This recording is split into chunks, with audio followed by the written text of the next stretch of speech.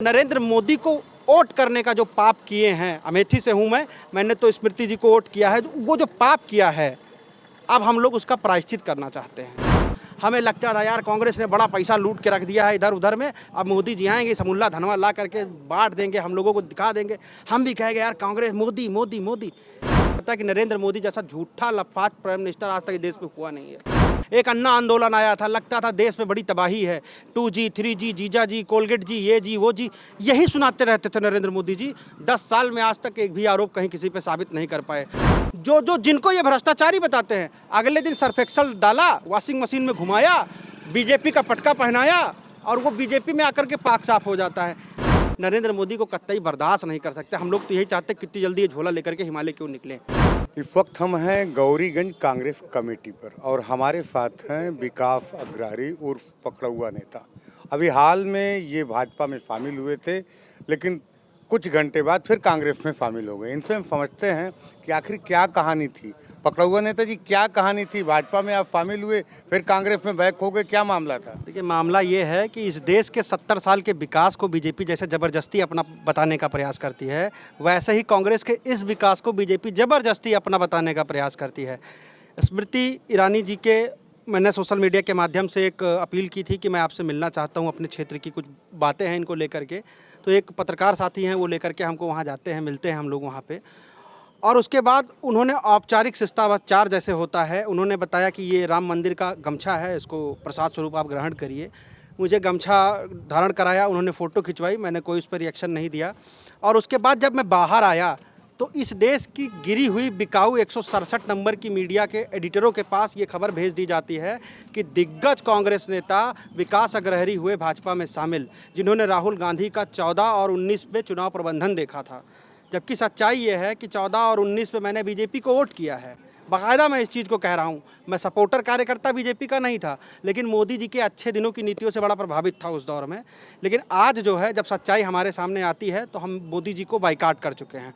तो कुल मिला के कहने का मतलब ये कि उन्होंने ज़बरदस्ती हमको बता दिया कि हम बीजेपी में चले गए, लेकिन सच्चाई ये थी कि मैं दिल से, आत्मा से, मन से, हर जगह से कांग्रेस में ही था। जब मैं वहाँ आया NIPTI पे मैंने देखा कि मैं तो भैया भाजपा में शामिल हो गया, तो मैंने तुरंत गाड़ी घुमाई, मैं यहाँ पे आया कांग्रेस कार्यालय और आकर के मुझे यहाँ खंडन करना पड़ा। आप तो बड़े मजे खिलाड़ी लग रहे हैं। आप कह रहे हैं मैं 14 में 19 में बीजेपी को वोट दिया था, लेकिन अब थक गया हूँ, मोदी की नीतियों से पक गया हूँ, अब कांग्रेस में हूँ मैं। आप तो पदाधिकारी रहे हैं लंबे समय तक। विकास अग्रहरी जी, क्या मामला है? पदाधिकारी में नहीं था। देखिए, 2014 में जब नरेंद्र मोदी जी आए थे तो उठ भिनसार, अपने यहाँ जैसे कहावत है कि एक नई योजना देश में लेकर के आते थे, 100 स्मार्ट सिटी। अच्छा यार, देश चमक जाएगा। 9 लोगों को नॉमिनेट करो, बढ़िया सा झाड़ू लगाओ। अरे यार अच्छा, मोदी देखो कितना शानदार बोल रहा है बंदा, 9 की टीम बन जाएगी, पूरा देश का कचरा साफ हो जाएगा। मोदी जी ने क्या कुछ सोच समझ के ही किया होगा।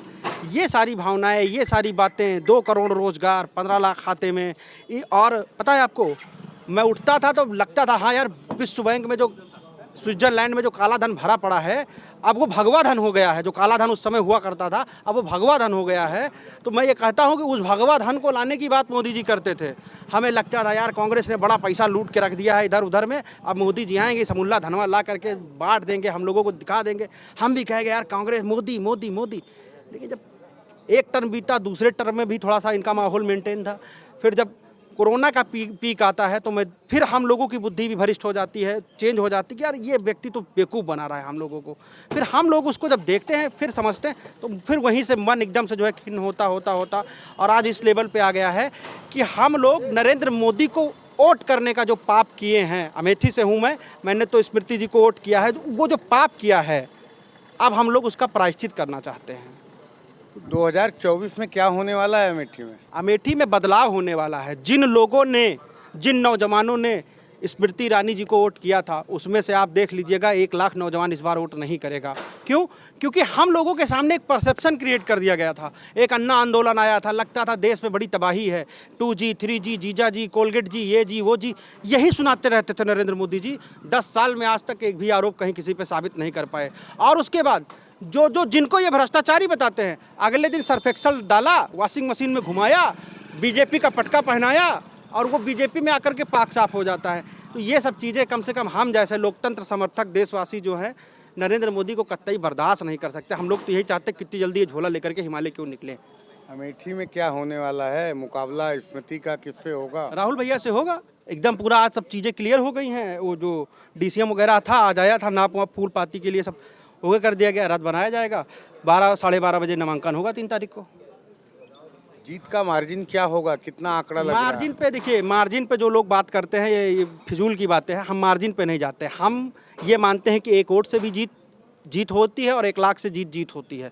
तो मार्जिन के चक्करों में मुझे नहीं पड़ना है। हमें बस भाजपा से 20 रहना है। हम लोग यही करने जा रहे हैं और हम लोग यही करेंगे। और हम जैसे नौजवान जिन्होंने वोट किया था और आज रोज़गार नहीं मिल रहा है, बेरोज़गारी है, पेपर लीक लगातार हो रहे हैं, तो हम लोग इन सब चीज़ों से त्रस्त हैं। 18 साल पहले जब हम थे तो हमें लगता था, हम सोच सकते थे इन चीज़ों को कि देश में यार बड़ा था, अपोजिशन की पार्टी बीजेपी अच्छा कह रही है, कांग्रेस खराब कर रही है। लेकिन जब 10 साल हम इनको देख लिए, इन लोगों का पाप जब इकट्ठा हो गया ना, तब हमें समझ में आता है कि नरेंद्र मोदी जैसा झूठा लफाज प्राइम मिनिस्टर आज तक देश में हुआ नहीं है।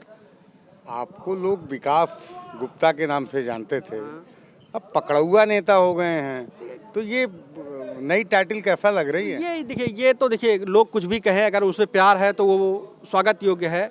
गांधी जी भी थे, जब आए थे वहाँ से, तो वो कहते हैं कि महात्मा नहीं बने थे। तो पहली बार जब उनको महात्मा की उपाधि दी सुभाष बाबू ने, तब जा कर के वो महात्मा हुए। तो हम पकड़ुआ नेता से ही अगर हम लोगों का कहीं जाएं, तहसील में, दीवानी में कहीं जाएं और किसी का अच्छा काम करवा सकें पकड़ुआ नेता के नाम से ही, तो मुझे कोई इससे आपत्ति नहीं है, चलेगा।